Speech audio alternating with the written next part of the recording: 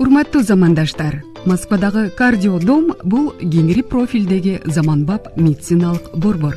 Анда сиз бүт организмди толук диагноздон өткөрө аласыз.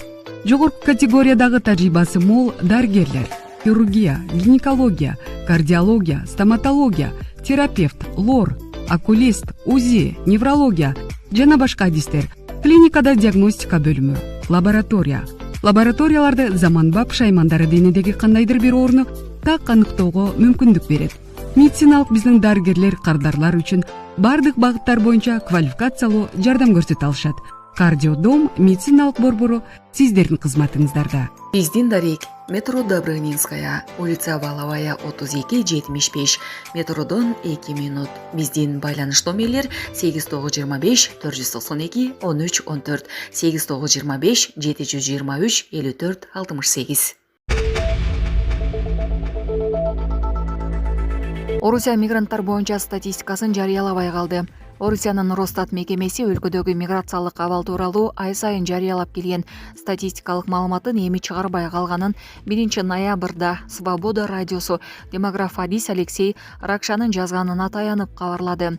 Росстаттын Орусиядагы социалдык экономикалык абал тууралуу баяндамаларында миграция боюнча статистика, демография деген бөлүмгө жарыяланчу жана адатта бир нече беттен турчу. Ал жерде ички миграция, көз каранды эмес мамлекеттер шериктештигинен жана башка чет мамлекеттерден баргандар боюнча маалымат жарыяланып турган.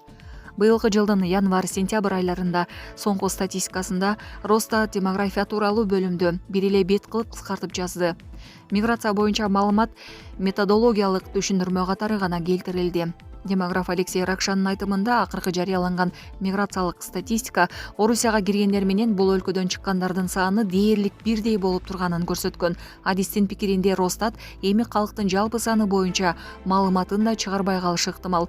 Ал эми каза болгон орусиялыктардын саны жана өлүмдүн себептери боюнча жыл сайын жарыялануучу маалымат быйыл июль айында статистикадан көрсөтүлбөй калган. 2022 жылы февралда Орусия Украинага каршы согуш ачып, ошол жылдын күзүндө мобилизация жарыялангандан берки жоготуулардын масштабы тууралуу эркин журналисттер дал ошол статистикалык расмий маалымат негизинде жазып келишкен. Быйыл жазында Крокус Сити борборунда кеминде 145 адамдын өмүрүн алган чабуул үчүн кармалгандардын көбү тажикстандык мигранттар экени белгилүү болгондон кийин Орусияда Борбор Азиядан баргандарга мамиле катаалдаган. Орусия мигранттарды Украинадагы согушуна да түрдүү шылтоо менен тартууда. Медведев мектепте орус тилин билбеген балдар билим деңгээлин түшүрүп жаткандыгын айтып чыкты.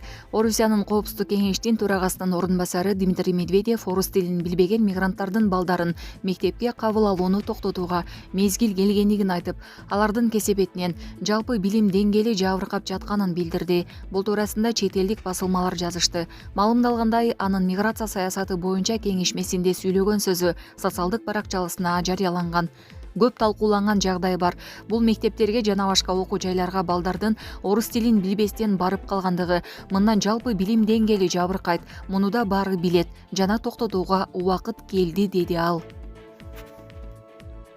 Путиндин басма сөз катчысы Орусиянын мектептериндеги хиджаб маселеси боюнча үн катты. Орусиянын президентинин басма сөз катчысы Дмитрий Песков мектептерде хиджаб кийүү чечими аймактык бийликтердин компетенциясына кирерин билдирди. Бул комментарий Владимир облусунда диний кийимдерге тыюу салынып, чечен бийликтеринин сынына кабылганы айтылды. Ар бир аймак өз ыйгарым укуктарын аткарат.